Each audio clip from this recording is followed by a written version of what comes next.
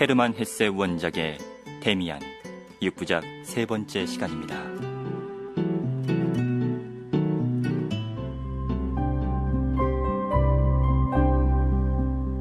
지난 이야기, 싱클레어의 학교에 데미안이 전학 온다. 싱클레어는 데미안을 통해 카인과 아벨이라는 새로운 해석으로 선과 악을 생각하게 되고, 데미안은 크로머를 만나 싱클레어를 올가면 올가미를 풀어준다. 싱클레어는 다시 예전의 모습을 되찾는다.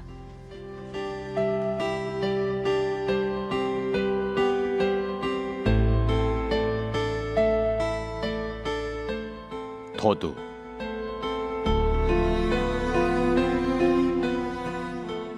프란츠 크로머는 오래전에 내 생활에서 사라졌다.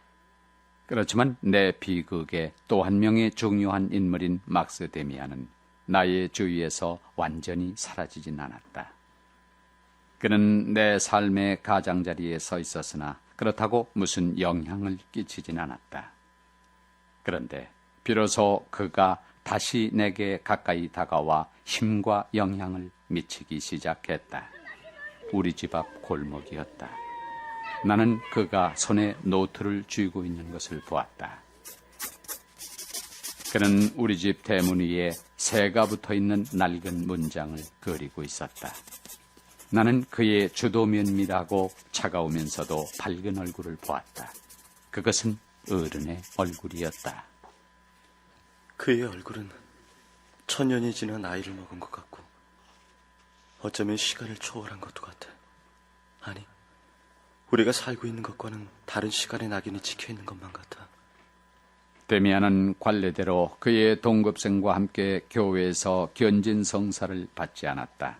그리하여 그것에 대해서도 곧 소문이 돌았다. 야야, 데미안은 유대인이거나 이교도래. 어머니랑 사귀에 빠져 있다던데. 어머니랑 연인처럼 산대.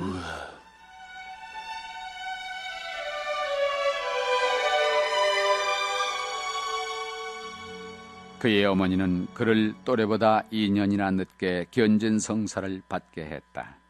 그래서 몇 달 동안 그는 견진 성사 수업 시간에 나의 동급생이 됐다. 하느님께서 말씀하셨습니다. 너희의 죄를 사하기 위해 나의 품으로 들거라. 신부의 말씀은 아름답고 가치 있을지는 몰라도 현실적이고 자극적인 것은 아니었다. 내가 수업에 무관심하면 할수록 나의 관심은 막스 데미안에게 접근해 갔다. 어떤 끈이 우리를 묶어주고 있는 것 같았다.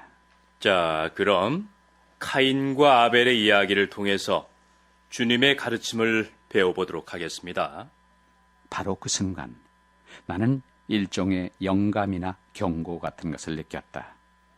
내가 시선을 들자 앞줄 의자에 앉아있는 데미안의 얼굴이 나에게 향해져 있음을 보았다. 신부님의 말씀은 사실과 달라. 얼마든지 달리 볼 수 있을 뿐 아니라 그것에 대해 비판할 수 있어. 그 순간 나와 데미안은 다시 결합됐다. 이상한 일은 나는 그것이 마술처럼 공간에 전파되어 가는 것을 보았다. 그가 자신의 힘으로 그렇게 할 수 있었는지, 혹은 그것이 순전한 우연이었는지는 알 길이 없었다.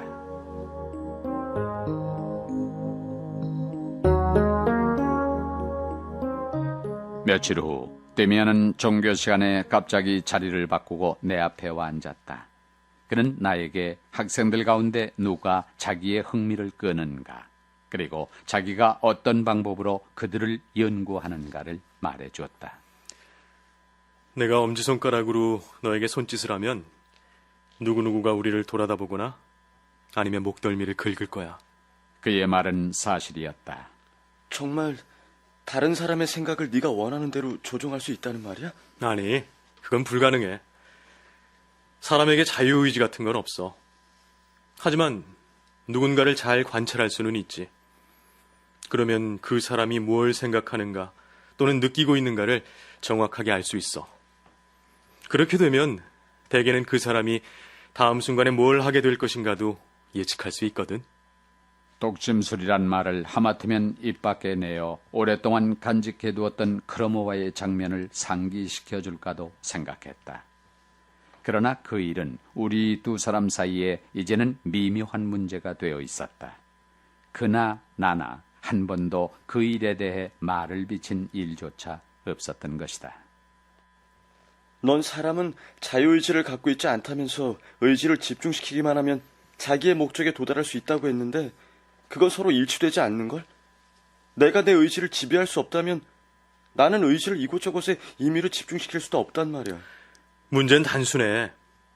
우리는 이것저것 상상할 수도 있고 북극에 가고 싶다든가 하는 일을 공상할 수도 있지. 하지만 그 소원이 나 자신의 내부에 깃들고 정말로 내 존재가 완전히 그것에 의해 충만되어 있을 때에만 난 그것을 실행할 수가 있는 거야.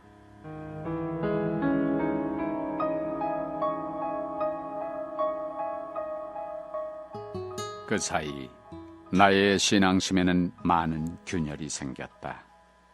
데미안은 나로 하여금 이야기와 교의를 보다 더 자유롭게 해석하도록 해주었다. 자, 오늘은 골고다 언덕에 관한 얘기를 들려주겠어요. 구세주의 고난과 죽음에 관한 성서의 이야기는 옛날부터 나에게 깊은 인상을 주었다. 그 수업이 끝날 즈음 데미안이 생각에 잠긴 채 내게 말했다. 싱클레어, 그 얘기를 다시 한번 음미해봐. 두 명의 도둑에 관한 이야기 말이야. 그건 우직스러운 도둑에 대한 감상적인 종교 이야기일 뿐이야. 처음에 그는 범죄자이고 수치스러운 행위를 했는데 이제 개전과 후회의 눈물 어린 축제를 올리고 있으니 말이야. 무덤에서 겨우 2발자국 떨어진 곳에서 그따위 후회가 무슨 의미가 있단 말이야? 만일 내가 그 두 도둑 가운데 하나를 친구로 골라야 한다면 난 눈물을 찔끔거리는 개종자가 아니라 다른 쪽의 도둑을 고를 거야. 그는 마지막까지 자기의 길을 갔고 최후의 순간까지도 그를 도와줬던 악마에게서 비겁하게 손을 빼지는 않았거든. 아마 그도 역시 카인의 후예일 거야. 나는 몹시 당황했다. 십자가에 못 박히는 그 이야기에는 아주 정통이 있는 줄 알았는데 이제야 비로소 나는 내가 얼마나 개성 없이, 얼마나 상상력 없이 그 이야기를 듣고 읽었던가를 알아차렸던 것이다. 그건 가장 신성한 것까지 농락하는 거야. 그래. 신이란 어진 것, 고귀한 것, 그리고 아름다운 거야. 하지만 세상의 절반은 악마의 것으로 되어 있어. 이런 절반은 은폐당하고 묵살되고 있지. 난 이런 전부를 존중하고 신성시해야 한다고 생각해. 데미안이 그때 신과 악마의 세계에 관하여 이야기한 것은 바로 내 자신의 신화였고 2개의 세계, 즉 밝음과 어두움에 관한 나 자신의 생각이었다. 나는 내 친구에게 옛날 유년 시절부터 품고 있었던 2개의 세계에 대해 이야기했다. 사실상 금지된 추악한 것들도 현실에는 존재한단 말이야. 그런데 그것들은 금지돼 있거든. 그래서 우리는 그것을 단념할 수밖에 없어. 난 살인과 온갖 악덕이 존재한다는 걸 알고 있어. 하지만 단순히 그것이 존재한다는 이유만으로 자진해서 범죄자가 되어야 한단 말이야? 물론 살인을 하거나 소녀를 능욕해서는 안 되지. 그러나 넌 아직도 허용된 것과 금지된 것이라고 불리는 것을 깨달을 수 있는 데까지는 가지 못했어. 넌 이제 겨우 진리의 한 조각을 감지한 것뿐이야. 금지된 것은 영원한 것이 아니며 변경될 수 있어. 우리 각자는 허용된 것과 금지된 것을 제 자신의 힘으로 찾아야 하는 거야.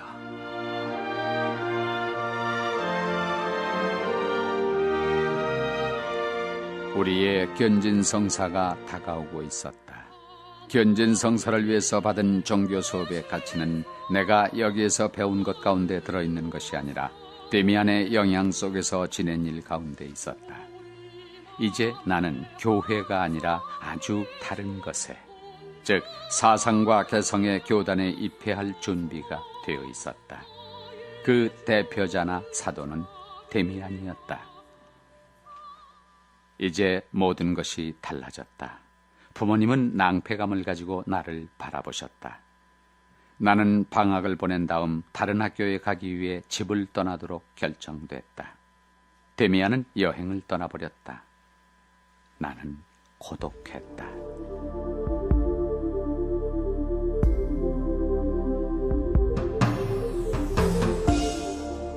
베아트리체.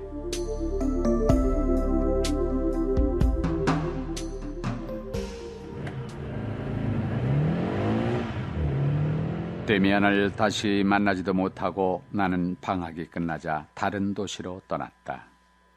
부모님은 김나지움 선생님 댁인 소년 기숙사에 나를 맡기셨다. 야, 음살한 녀석. 너 변태라며? 학생 기숙사에서 나는 귀여움을 받지도 존중을 받지도 못했다. 놀림을 받고 따돌림을 당했다. 1년여의 시간이 그렇게 지나갔다. 11월 초순의 일이었다. 나는 산책을 하며 생각에 잠기는 습관이 있었다. 이봐, 싱클레어. 우리 기숙사에서 제일 나이가 많은 알폰스 베크였다. 여기서 뭐 하는 거야? 너 시를 짓고 있지? 이렇게 저녁 안개 속을 가을의 사색에 잠겨서 거닐 때는 반드시 사연이 있는 법이거든. 그럴 때는 흔히 시를 쓰지. 하이니 하이네를 봐. 난 그렇게 감상적이지 않아. 좋도록 해. 하지만 이런 날씨에는 포도주나 뭐 그 비슷한 것을 파는 조용한 곳을 찾아가는 것이 낫다고 생각하는데. 우리는 어느 조그만 교회의 술집에 앉아서 포도주를 마셨다. 야, 너 카인과 아벨 이야기 알지? 카인의 표지란 말이야. 베크는 즐거이 내 말에 귀를 기울였다. 마침내 이야기를 들어줄 수 있는 사람을 얻은 것이다. 이야, 너 아주 근사한 놈이구나. 얘기도 잘하고.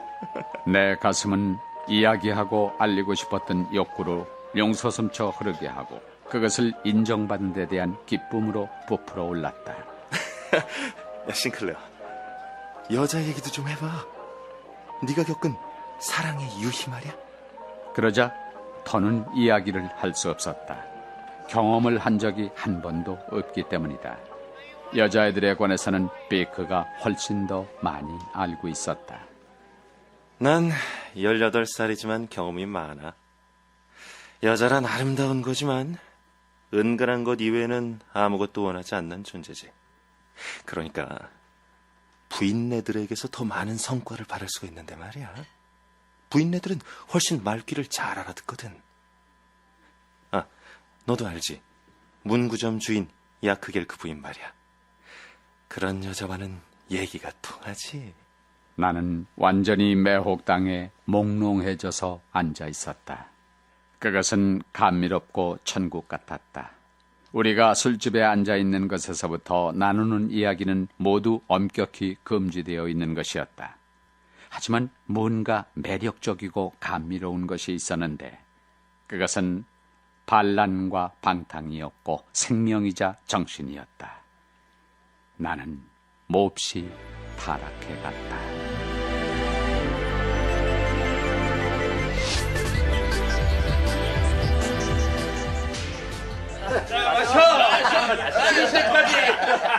우리 학교에서는 폭주가 성행했고 난행이 속출했다. 나는 그들 사이에서 최연소 중 하나였다.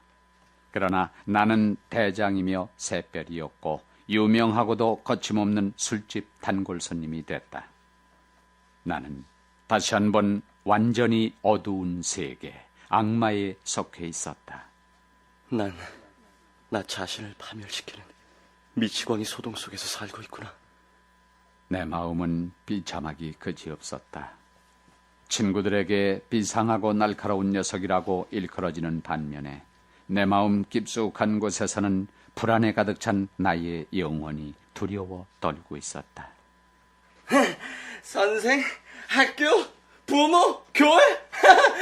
그런 것들이 우릴 구원할 수 있다고? 천만에! 나는 철면피한 탕하임에 틀림없었지만 사실은즉 외로웠고 사랑에 대한 이글이글 타는 동경과 가망 없는 그리움에 북받쳐 있었다. 나는 친구들 사이에서 끊임없이 고독했다. 나에게 가장 결핍되어 있던 한 가지는 바로 친구였다. 나의 악행은 이미 오래전부터 비밀이 아니었다. 싱클레어는 아마 퇴학당할 거야.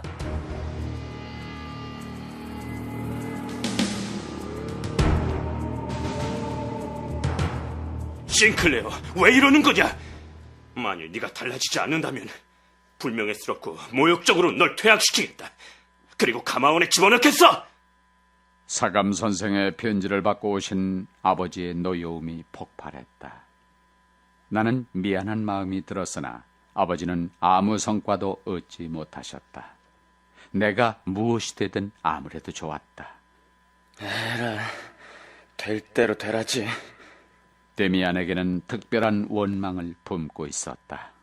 그동안 나는 그를 한 번도 만나지 못했다. 그에게 2차례나 편지를 썼지만 아무런 답장도 받지 못했던 것이다.